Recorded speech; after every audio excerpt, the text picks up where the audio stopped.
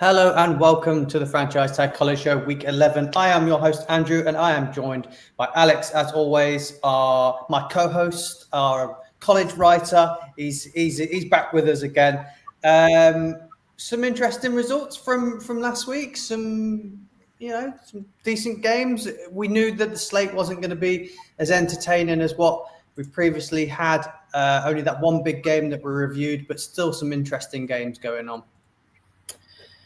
Yeah, absolutely. There was obviously the one we talked about the most. There's a few other games that sort of flew under the radar. Some little upsets going on there. I thought, like the Texas A&M game. There's the Texas A&M game, which obviously put a massive dent in their playoff hopes in their standings. And then I was probably more shocked than I should have been by the Iowa State losing out to Texas Tech. Yeah, I didn't think that one. I didn't expect that one, but there we go, and that leaves our BYU in the front seat. Well, it's that division now, bar BYU, is now wide open for someone to qualify for the championship game. I'm sure we'll talk about that later. Yeah. Again, another slip up from Clemson as well, losing to Louisville. That's another one that's contentions of hopefully, getting to the playoffs, slowly slipping away from them as well. So yeah, you're right in the fact that there was some odd scores, but it's college football. There's never a dull week, is there? Usually not. No, there's always something interesting happens most weeks, isn't there? Yeah, well, we'll get into the big game that we looked at, and that was my Ohio State at Penn State. The game ended 20-13 to Ohio State. A much-needed victory for Ryan Day and Ohio State, going in away again and playing a top-5 team. Needed that win. And we said this was big for both of them. Franklin as well. This was a big game. He's obviously never been able to get over the Ohio State, Michigan hurdle every year in that Big Ten. How did you feel about this game, Alex? Yeah, I think we thought it was going to be a bit more high scoring than it actually was. It turned out to be a bit more of a gritty affair. I mean, overall, I was disappointed by Penn State on offense because they didn't manage to score an offensive touchdown. And had to settle for field goals. Aller wasn't his best self. He had 140 odd yards and a pick, but yeah, they couldn't get it going really. I think Ohio State's O-line looked good. Mm-hmm. And the defensive line was holding Penn State down. I mean, the run game was nowhere near as existent as it should have been or has been before. With they held Tyler Warren to under 50 yards. Aller had a few scrambles himself, but that didn't amount to too much. So yeah, I think Ohio State did a good job of coming into Happy Valley and holding the Nittany Lions down. Ohio State, again, that wasn't their strongest performance offensively, especially to start off with when they threw a pick six, didn't need to start the game, Will Howard. But I think they progressed strongly as the game went on, and when it came down to the nitty-gritty of it, they had that goal line stand right at the end, and then Will Howard did enough to move the sticks to run out the clock and hold on to the victory. So we tough win, but we spoke quite in depth about the fact that, well, I did, that Ohio State's O-line against Nebraska really, really struggled. Yeah. That injury to Simmons really threw it out. They didn't really get it right. I said they were testing out the O-line to see if they could get a run game going for this game, because they need to get a run game if they want to contest for the national championship. And I thought that during that gap between seeing what happened against Nebraska and playing this game, that they had to sort the O-line out and find something that worked. Obviously, they moved Donovan Jackson from left guard to left tackle. That is his first ever start at left tackle. And then they brought in Carson Heitzman, the backup center, came in at left guard. And I thought the two of them played absolutely fantastic. I thought it played really, really well. Jackson had to defend Abdul Carter for the majority of the game. That's no easy task for your first start at left tackle. And although, Carter got the best of him a couple of times, I thought he was very, very solid. So seeing this O-line perform, getting the run game going, I thought it was a good performance all around. The defense stepped up this time. Definitely getting better and better each week now. After that performance from Oregon, it seems like Ohio know how to get it right after they've seen their mistakes. They make the mistakes in the game, they go back to the coaching ground, and they manage to look like they're correcting them, which I'm really, really liking, because I was a bit down last week of thinking we've got Penn State, that might be tough. We've got Indiana, that might be tough. But seeing this week, feeling a lot more positive. The O-line was good. The defense was good. The run game was solid.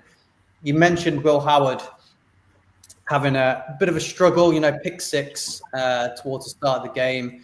Not a good start. But this game, if you saw any of the press conferences prior to it, meant a lot to him. He's a Pennsylvania guy. He wanted to go to Penn State. That was the college he wanted to be recruited by. It never worked out for him. They didn't want him. So it's kind of an emotional game for him to go there and want to really show, look what you missed out on. And I think that got the better of him, and his emotions might have got to him a little bit too much, because this was the worst game I've seen him play. And I feel like he's been quite solid all year. But really, really pleased with the performance. Going forward, feel like we're now back in it and back in the race, although we've got that tough game coming up against Indiana, which is not going to be easy. That game. But I mean, he must feel reassured, thinking that Howard had his worst game of the season, and you still managed to eke out a win on a highly ranked opponent. So that's done the team massive favors in terms of rankings, and also probably confidence going forward. Yeah, definitely. And it's, it's never easy. Penn State are a tough defense to play against. That's what they're known for. And to show the performance that we did, quite happy. As for Penn State, what do you feel like this means for them now? They've now got this one loss. It's against Ohio, so it's going to be a high ranked opponent they've lost to. They haven't really got anybody else left to play. It looks like they might end the season 11-1. Looking at it in depth, it looks like Ohio State could go 11-1. It also looks like Indiana could go 11-1, all with one conference loss. It'll be Ohio State that gets the seed if that's the case, because they've played Oregon, Penn State, and Indiana. The others have only just played Ohio, so it will go to them for the ranked opponents. But does this now put Penn State on the outside looking in, or do you think just one loss to Ohio, who are going to be highly ranked and running the table now for the rest of it, puts them in the conversation still, or do you think they're battling it out with Indiana for a spot? It's an interesting one, because they're very much in the mix. I mean, we've just had, I don't know if we can talk about that in a bit. We've had the first college football playoff rankings were released this week, and Penn State were placed 6th, whereas Indiana were 8th. And that's a tough one, because Indiana haven't played anyone. They haven't played, but they've looked very good with who they have. They have. They have. They seem like a team everyone. That they're not a team that's big. Like, they're not a big brand. It's not a big team that garners a huge, not a recognition nationally. Whereas a Penn State or someone else or an Ohio State would do, which gives them the favour or the advantage in terms of the playoff committee sort of standings. But I think that game, you said Ohio State are playing Indiana. It's their last game, that big game they've got to play. That will be a true indicator of which team is on the rise there. I mean, I think Ohio State probably will be a bit too much for Indiana, but we'll see how they fare compared to how Penn State fared. Is it at home or away, that game? Is it in Columbus, or is it in? It's at home. I think we played all of our games. Yeah. You had a lot of road games early, didn't you? Well, we played Oregon away. We played Penn State away. Yeah, we're at home against Indiana. We've only got Northwestern left to play away. So, yeah. So that's going to be a really tough one for Indiana. I don't know who I fancy more out of Indiana and Penn State, and my gut tells the Indiana, just because of the way they're going about their business at the moment and the way they're really good on offensively. I know you said that they haven't played any. Have they got any ranked wins? No. I don't think they have. No. Let's have a quick look. But you can compare the way, because when they put a 50 on Nebraska, when Ohio State struggled that game, didn't they, against Nebraska? Because they can be a tricky team. Nebraska's a team that's a bit lost at the moment. But when they consider these comparative results in the voting, then there's something in their favour. No ranked opponents. Okay. But they have beat everybody by 14 or more. Yeah. They've held everybody to under 30 points. Merlin with the highest score at 28. Then Northwestern at 24. They've held people minimum points. They've absolutely destroyed everyone. There's no games where they've had any close ones. I think everybody has had a close game, haven't they? Or lost the game. Even Oregon had that close one. Miami have had a couple of close ones. Indiana have had no close ones. They've destroyed everybody, but they haven't played any ranked opponents whatsoever. They've got Michigan, Ohio State, and Purdue left. So they should beat Michigan this week. We'll talk about that later. It's a tough one because Penn State have played.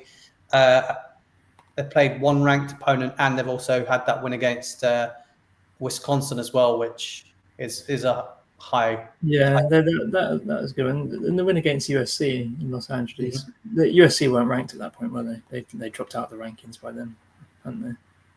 That's about week 6 or 7, wasn't it? But yeah, that was. They've had some good wins. I don't know. I think they're both going to make the playoffs. Indiana, I think there'll be 4 from. You think there'll be 4? Well, if they're all 11-1, and Oregon obviously win the championship, then they'll be beaten completely. So they'll probably be the number 1 seed. Yeah, I get the feeling there's going to be 4 Big Ten teams and 4 SEC teams, and then the rest. Let me have a look at it. Hang on. To be fair, I noted it down quickly. I had 4 and 4. Yeah, I had Alabama, Tennessee, Penn State, and Indiana as the other 4. Yeah, bloody Alabama in there. I didn't think Alabama were going to be in the top 12 in the first. Nor did I. But then Texas A&M dropped the ball, didn't they, against South Carolina. Yeah. And so they've really shot themselves in the foot there, because I think they were looking better than Alabama. I didn't think Alabama were good enough to be in that first round of rankings in the top 12, but it was Alabama, and Alabama is a big name to be missing from the playoffs. And Alabama is a team that brings in high viewership figures and things like that. This is me with my cynical head on, and I've been listening to some other podcasts and things like that about it. And how it's very interesting. You should say this, because I was listening to something earlier where they were saying Indiana. Obviously, we just spoke about them, so it's relevant. Yeah. Indiana currently 9-0. 9-0. Yeah, they're undefeated. I think when you looked at their strength of schedule, ranked opponent wins, all of that, and they've come out at 8th. They showed a graphic of Georgia last year. Yeah, had 8-0 record. They had roughly the same strength of schedule, worse strength of schedule, I think it was, and all the wins were exactly the same. So it was virtually exactly the same, but the strength of schedule was worse than what Indiana have had, and they were ranked 2 at this point. And they were just saying, what's the difference? Because their stats and everything and who they played and everything was very, very similar. One's coming out at 8 and the other one comes out at 2. And is it just because it is from the Big Ten and SEC, and why SEC gets such, higher stand than everybody else? It's very odd that it looks like what you've done in your history counts more than what you've done in the one season alone. Yeah, which is what the consideration should be, is what that team is doing this season. Yeah. Yeah, but it's I might be listening to the same thing, I think, because they're talking about teams like Alabama, like Georgia, who have a history of winning and competing for championships consistently and are a big draw, have a massive fan base, will bring in the viewership figures, and as Indiana are a team generally known for mediocrity. Really, they've been a bit of a middle of the table sort of team, and now this year they've come up big. So that's the sort of thing that I think is more exciting, though, isn't it? A team that's suddenly come out and they're up on the rise here, and having a bit of a fairy tale run, whether that'll be consistent or not after this year. But it's just that sort of thing you want to see, don't you? We do definitely want to see that. That's the whole point of this expansion of the playoffs and why it's made it more exciting. So, speaking of Georgia, we'll move on to Week 11 games. And first one up was Georgia at Ole Miss. Georgia ranked number 3, Ole Miss ranked number 16. Georgia are the 2.5-point favorites in this game. Carson Beck has yet again been struggling. He struggled against Florida last week, which I personally think, if Florida hadn't had their quarterback got injured and the best defender got injured, that might have been a bit more of an interesting game because Florida were ahead at the half. Carson Beck has also thrown 11 interceptions over the last 5 games, which is the highest in that time period. And Ole Miss were absolutely on fire last game. And they did all of that without Trey Harris and Hunter Parrish as well, because he left the game halfway through. Do we think Ole Miss are going to replicate their fantastic hot streak from last week, or do you think Georgia just too good in big games? What's your take on this game? Yeah, I think I'd lean towards Georgia. Like you said, Beck has looked pretty iffy the past couple of weeks. His passing, his decision makings have been a bit suspect, and he's thrown too many picks.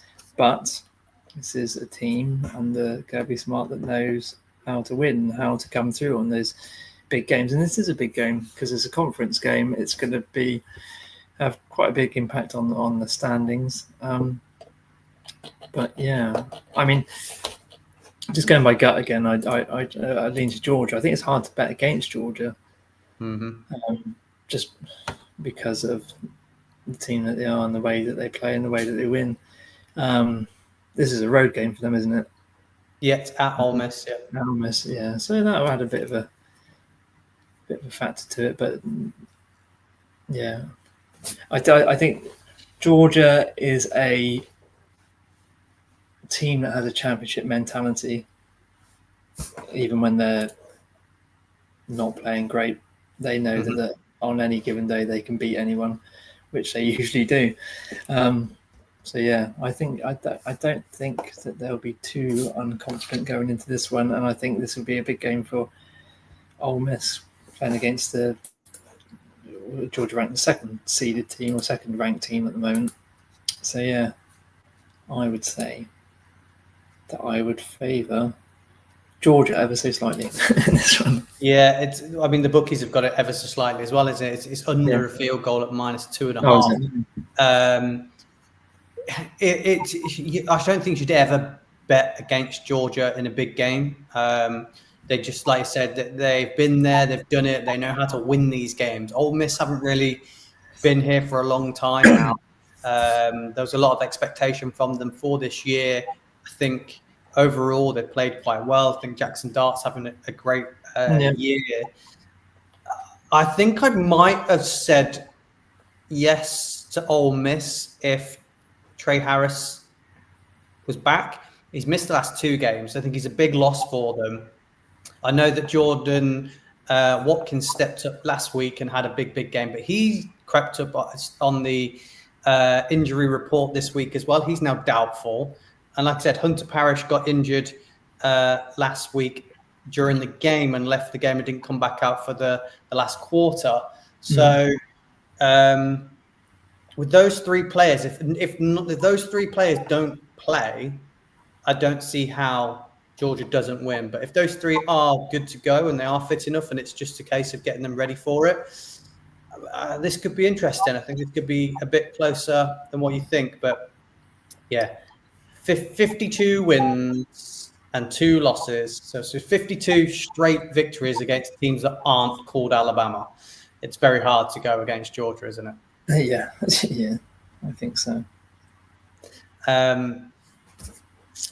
Yeah, like I said, I really want to pick Ole Miss, but I've gone with Georgia. I think they just know how to win these games. So I'm sticking with you. I'm on your side with this one, and I'm going Georgia. I think it's going to be a big upset game now, isn't it? Ole Miss are probably going to win, and it's going to. If Ole Miss do win, I'll be ecstatic. I would like Ole Miss to win it. I know you've got a soft spot for Ole Miss, haven't you? Well, obviously, it's where Eli Manning came from. Big Giants fan, obviously my name. So, yeah, I've got a bit of a soft spot for them. And I like Jackson Dart as well. I like Jackson Dart and I really like Trey Harris. I think they're both two really good players. So I want to see them do well. I would like to see that SEC be a bit of a... when it comes to the end, it's going to be loads of teams and I want them all battling out. So this then causes a bit more drama with Georgia having 2 losses, Ole Miss having 2 losses, maybe LSU 2 losses. It just makes it Tennessee, maybe 2 losses. It's just going to be really interesting and come down to the wire. So that's why I'd like to see that victory in there. The next game we are going to look at is Alabama at LSU. That's the 11th seed Alabama going against the 15th seed LSU. Alabama are the favourites in this one at -2.5 again. So the bookies have got this one at another really close game. The last time these two met, LSU won in 2022 in Baton Rouge. Again, we've said this before. It's a night game in Death Valley. That is means a bit more when you're going on the road at night there. This is definitely an elimination game, isn't it? Whoever wins this get in. Whoever loses it is definitely out. 3 losses, you are not getting into the playoffs, I don't think. Even if you called Alabama. Yeah, I think this is a game that will keep LSU's hopes alive if they can manage to win this one. I'd love to see LSU win this one because I think that they are a more exciting team at the moment. I think they'd give better value in the playoffs. Who cares if they give better value? If they win, I think they should get into because they're I think they're ranked about 15th in the playoff rankings at the moment. So they just sat on the bubble, just sat on the outside, and it'd be an interesting one to see. I think Garrett Nussmeier, their quarterback, is looking good each week, and he's proven himself to be a bit of a clutch player. And I think this will be the sort of game that will really define him and the team as potential contenders or not. I mean, obviously they're coming off the loss from A&M the week before. Are they in a bye week in between? Yeah, I think. Yeah. So they've rested up a bit, but they're coming off that disappointing loss to A&M. They probably got a point to prove that actually that they can hang with them. But it's Alabama. I think if we're trying to break this down, as you said, Garrett Nussmeier, he's got a great arm. You know, he can throw it deep. He's good. He relies on it quite a lot. I feel like the last couple of games, he's been trying to force some plays. He has had 7 interceptions over the last 4 games. So I think if he can clean that up and stop trying to force plays that aren't there, which I saw him do against Texas A&M, then he's fantastic. He's top quality, and Alabama's defense and their secondary are what is struggling at the moment. So there's the possibility that they are going to be able to put points up on Alabama. But on the flip side of that, we saw LSU really they should have won that Texas A&M game. They're in the lead. They should have won it. Marcel Reed came into the game, who's different to Connor Wigman, and we saw them really, really struggle to cope with a quarterback that can run the ball. And Jalen Milroe probably the best at it in college right now. So you've got the best rushing quarterback in the game going up against a team that looks like they struggle against them, against a team that's got a bad secondary, and the quarterback is very, very talented at throwing the ball. So it's going to come down to which defense I think can step up. Who have you got more confidence in, the LSU defense or the Alabama defense? I don't know. I mean, Alabama have just come off a very good defensive game against Missouri. Yeah, well, that's Missouri, though. Isn't it? Granted, it was playing against a split between Drew Pine and Brady Cook, a quarterback from Missouri, and it's one of those ones that I think this season we've seen that the Alabama defense can go either way. Like the Georgia game when they let them right back into it, like when they've been playing teams like Vanderbilt and South Carolina gave them a close run as well, didn't they? And put up some points on them.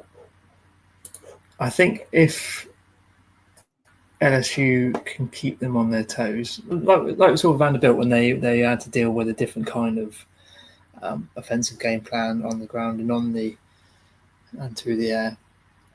But I mean, Nussmeier's not really that much of a runner, is he? But I don't know. I just got a feeling that LSU can pull some things out of the bag to try and keep them on their toes, to try and keep them guessing. But I think they're going to need to score, and they're going to need to score either early on and consistently to keep up with them. I don't know. I think. Do you think the Boa can outthink? Bloody Kelly, Brian Kelly. I can think of his name. I was going Chip Kelly, Brian Kelly, and possibly. They're two great coaches. They are two very good coaches, and I don't know.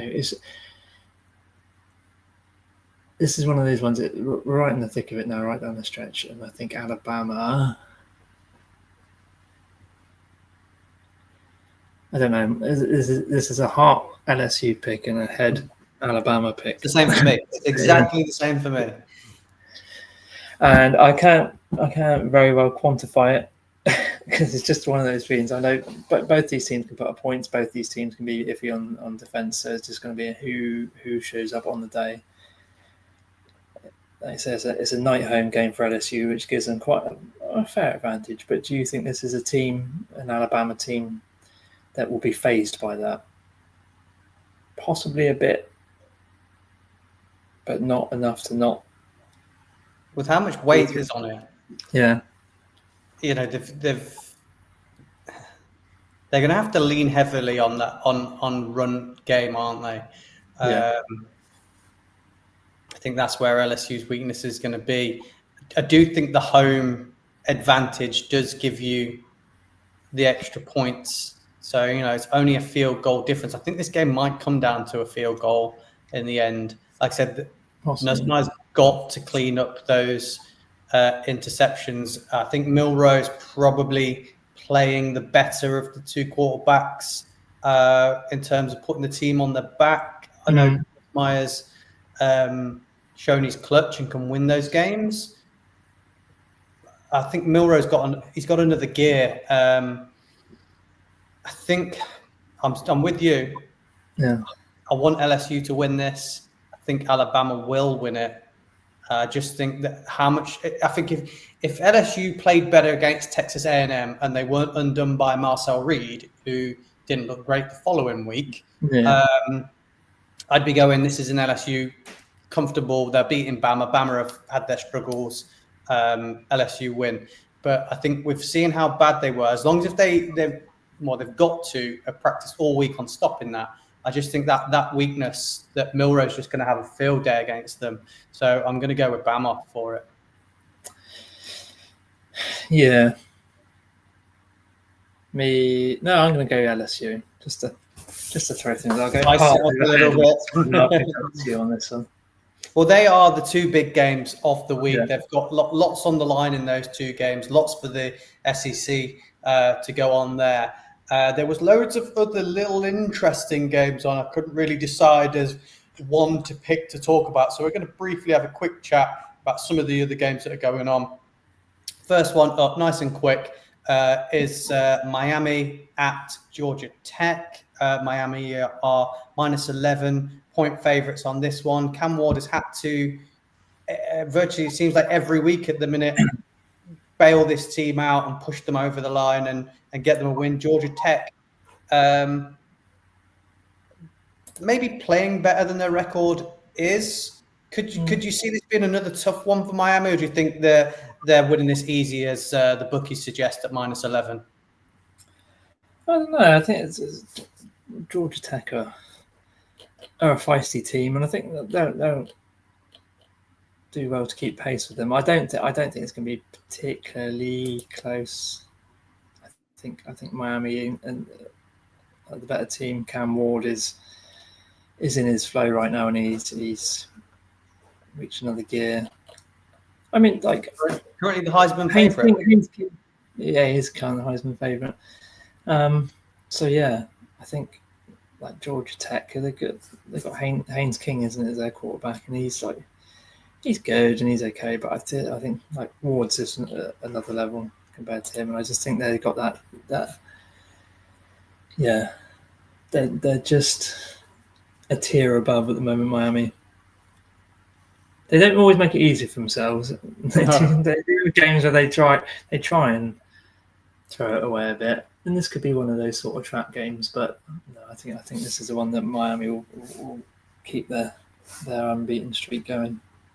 Yep, I'm with you on that one. I think they win quite comfortably. I think they even covered the 11. So, yeah.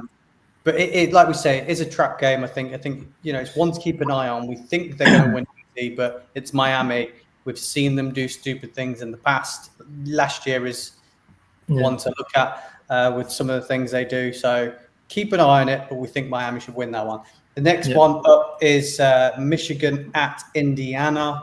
Indiana are minus 14-point favorites, so big favorites in this game. Curtis Rourke playing absolutely fantastic, we've already said. They're the second in scoring of all the teams. They are vying for a first ever 10-win season in program history. Michigan has injuries on the defense. They've got no corners available, I don't think. Their two top corners are out as well. Before the season started, Indiana's head coach said, Purdue, rubbish. Michigan, rubbish. Ohio State, rubbish. So it's a chance to prove something right. Are Michigan rubbish, and is it going to destroy them by minus 14? Quite possibly, because Michigan are a bit rubbish at the moment. And yeah, this is the right time to play Michigan because they're just not very good anymore. Yeah, I think they got an injury hit defense. Their offense is just, I don't know what their offense is at the moment. They keep changing quarterbacks. They just had one retire. Who would be starting? Is it Warren or Orgy at the moment? I don't know. Warren's starting at the moment. Warren's starting at the moment. Yeah, he's okay, but he's not a particularly dynamic quarterback, is he? No, I just think Indiana they've got the momentum at the moment, and they seem to have it sussed on what they're doing. I mean, it's a team that could give them some problems if they play up to their reputation, but I think Indiana on this one. Well, this is a good test because at the start of the show we said Indiana haven't played anyone. Now, although Michigan are injured and offensively look terrible, this would probably be a tough team to play. Obviously, with it's a divisional game, so this will be interesting. One to keep an eye on to see whether Indiana can actually play against some bigger names. Obviously, there is other big names on that, especially on that defensive line for Michigan. So they could cause Rourke some issues, but equally, Indiana's defense is really, really good as well. So I think the question is, can they win by that 14-point margin that they've won all their other games by? Because that's what the bookies have got. Probably. Not definitely. So you have to give a yes or a no. Yes, I think they will. Yeah, I think they can. Yes, he's got them covered. Yes. Indiana are my new favourite team, I think. Well, for the USC. For the first time in forever, I'm wanting Michigan to win a game. Of course, yeah. The implications. I would love to see Indiana coming into that Ohio State game still undefeated, and that just being the decider sort of thing for the season. The next game is a really interesting one. Is Colorado at Texas Tech. Colorado are actually the favourites in this by -4. There is now a path for Colorado to play in the championship game. Yeah. They've got, if they beat Texas Tech, they've got Utah, Kansas, and Oklahoma State left to play. I'd favour them to, if they beat Texas Tech, to win all of them. I would see them being a 2-loss team. Iowa are the ones in front of them, keeping them out of this. And Iowa have still got Kansas State to play. So if Kansas State beats Iowa, they are both 2-loss teams, but they will have 2 conference losses, and Colorado will only have 1 conference loss. So there is now a path for Colorado to play in the championship game, which I don't think you would have said that before the season started. No, I wouldn't. I thought it was when the season started, I thought it was very much going the way of last season when they had a few good wins at the start, and then it was just all downhill from there. They could capitalise on Iowa State dropping the ball against Texas Tech. It's an interesting one because they'd face BYU in the championship final, almost definitely.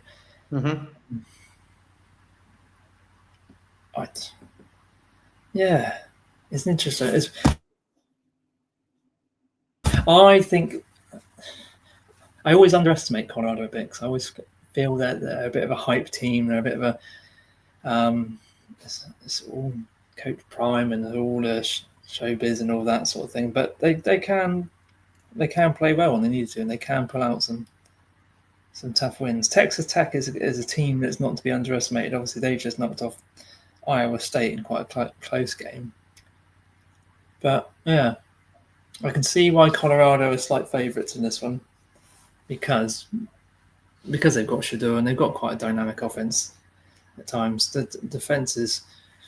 It's been better. Good. I think it's been better. Well. It can be iffy at times, but yeah, it's been okay. So yeah, I'd probably lean towards Colorado in this game. And whether do you think they will be in the championship game? Who have Iowa State got left? The only team of note that Iowa have got left is they've got Kansas State. So yeah, so you said they I think Kansas State. I do think Kansas State will beat Iowa. I feel like that's a win for them. I just think that 3-headed beast with running for Kansas State will overpower Iowa a little bit. So yeah, okay. I sort of wanted Iowa State to go through to the end because again, that's another underrated team that's just come through. But Colorado State, they're not underrated. You don't buy into the hype. I've loved buying into the hype the last 2 years, and I think Coach Prime now at the position he's now got the team in such a short period of time. I think it's fair to say with where they were at, what they did last year, and where they are now. Yeah, he's done a fantastic job, right? Yeah, he has done a pretty good job of turning that team around. And yeah, I say turn them into potential contenders. So yeah, I'd favour Colorado in this game against Texas Tech. I don't know if they can win the division. No, well, I think it'd be tough to beat BYU, but getting to the championship game is what I like to see. Obviously, Texas Tech have got Taj Brooks, who does look fantastic at running back. They've got to keep him quiet. If they keep him quiet, then I think they're fine. So that outside of that, I think that's all Texas Tech have really got for me. Whereas Colorado have got Shedeur Sanders, who I think's the best quarterback in college, and Travis Hunter, who's probably the best player in college. I think people are really, really underrating how good he is as a wide receiver. I think people just think he's a gimmick player, does a bit on both sides. When I talk to some of my mates about him, when we're talking about the draft next year, they're going, oh no, these teams want to get the best wide receiver in college. They don't want to be going after Travis Hunter. I'm like, he is one of the best wide receivers in college. I know T-Mac and Burden and Harris are all Buka are really, really good, but Hunter is absolutely fantastic at wide receiver as well as cornerback. So, yeah, I think my bet before the season of him being Heisman at 50-1, I got it as well. Yeah. Isn't looking too stupid now? No, it's there. He's there. What's he? He's third now, isn't he? Is he third? I think he's second favourite. Was he second favourite? Is he? Yeah. So I'm just Genty has dropped out of the top three, but because he's a very good player. But yeah, I mean Travis Hunter has some amazing games. Just the sheer volume he's on the field, and he's that's a worry in terms of drafting, that he's going to be completely worn out or burnt out by the time he gets to the pros, and obviously that's not going to be. I don't think many teams would consider playing him on both sides of the ball. Well, I think if he goes to the likes of the New England Patriots, who are going to be in a position to draft him, I think he will play both sides because he won't be asked to be cornerback one because they've got Gonzalez. But he might be asked to be wide receiver one because they've got a plethora of youngsters that are still finding their feet. So I think if he goes to somewhere like the Patriots, he will fit in perfectly and play both sides, I think. Could be exciting with an upcoming Drake May. Yeah. I do like Hunter. He is a good player. And yeah, I think he does deserve the hype that he gets. I think Shedeur is a very good quarterback as well. Yeah, I would quite rate him as highly as. I know you think he's the top. I think he's the best. I think he's the best in college. I think he's look how well he's playing at a team that probably isn't as talented across the board as the likes of even Miami with Cam Ward. I know Cam Ward's exciting to watch. But Shedeur just does everything right. His mechanics are good. His footwork's good. His accuracy is really, really good. So I think in terms of prospect for the draft, I think I'm seeing more out of him than the others. That makes me say, and I've seen it consistently now for 2 years, he's the best draft prospect going into for next year. So yeah, he's my number one. Fair enough. No pushback. The last game we've got that we're going to have a quick chat about is a big rivalry. It's BYU at Utah. Now, I'm shocked that this game is only in favor to BYU by -3.5 because Utah, since the Cam Rising injured, out, not being there, this Utah team just hasn't looked the same. We don't know who's going to be at quarterback. It could be Isaac Wilson going up against his brother's old team, BYU. So BYU have looked really, really good. They've looked good on offense. They've looked good on defense. They've got a nice mixture of of youngsters and veterans, and it seems to be clicking. So I know it's a rivalry, I know it's away, but their team looks so much better than -3.5. No. Yeah, absolutely. They've looked pretty confident in all their recent wins, haven't they? And they're a team that's been scoring a lot. When was the last time they didn't score more than 30 points? Or have they? Because they've had...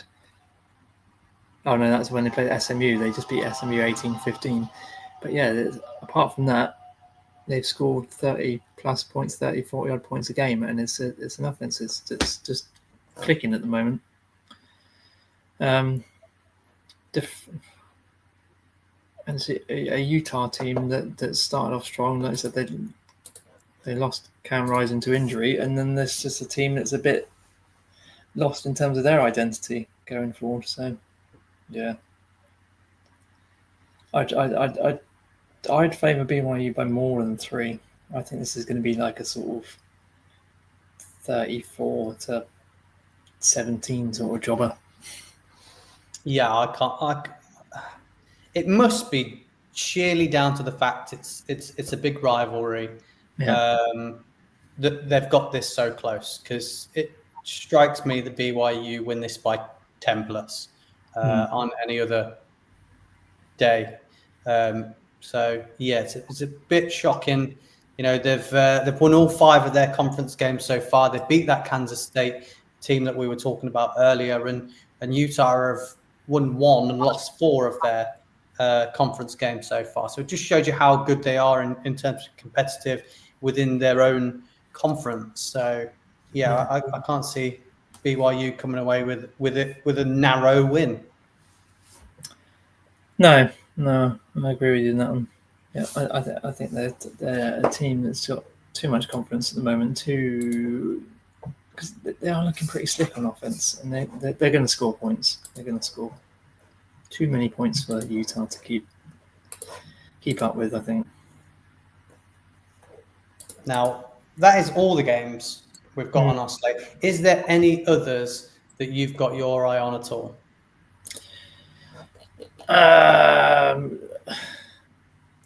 Who have we got? I mean, Florida, Texas. Wow. Could be an interesting one. I think it would have been interesting if Florida weren't injured now. Found out that Billy Napier's keeping his job as well today, didn't we? I know, I saw that, He's not going to be fired. You know, that's one hot take from the start of the year that's gone down the pan. I had him getting fired quite quickly. So I think he's done quite a good job in the back end of the season. Yeah, no, he's doing all right. He hasn't had a winning season, though, has he, since he's been there? Are they on track for a win? They're not quite, are they? I can't remember what Florida are on at the moment. They are 4-4. It's possibly, but would they beat Texas? Don't know. No, they're not beating Texas. No. If they do, that'll be a big upset, I think. I think so too. So yeah, there's not too many other games that have got like big game potential. USC on a bye, so I can't watch them be bad anymore. Although they've just made a change at quarterback. They're benching Miller Moss. And okay. How do you feel about that? Disappointed, but quite possibly like it's the right decision, because they're going to play Maeva, who's, I think he's a lot more dynamic than Miller Moss. Because what I've heard at the start of the season from Moss, he looked very poised, looked very accurate, and that was great. But that just seems to have dwindled as the season's gone on, and it's just when it's coming crunch time and he needs to get the yards, get the downs, get the points, it's just not quite happening. I feel for him, because he chose to stick with USC. He could have gone to other schools. Well, he lives and breathes, and it's just like Trojan all the way through, isn't he? So exactly, yeah, and he got his chance, and he looked good to start with, and now it's just not quite worked out. So I feel for him. But it's exciting to see what Maeva can bring. He's a much more mobile quarterback. I think he's got that bit more of an edge to him. So we'll see how that plays out. But that's next week. We're on a bye, so there's a few games on the slate this week that I'm guessing were supposed to be bigger games coming at it. Florida State are playing Notre Dame. Yeah. That would usually be a bigger game. Oklahoma are playing Missouri. Obviously, that's a bit of a game now. Yeah. What else was there? Was another one I saw, and I was like, oh, that should be no, it shouldn't be. But yeah, there's just, I suppose that's just the way the season goes. Yeah, that's all we've got time for. That's all the games in the book. Yeah, those two big SEC games. Might be a bit of a shake-up. It's definitely something really interesting. There'll be plenty of us to talk about next week, hopefully. But till then, see you again next week, and keep it with the franchise tag.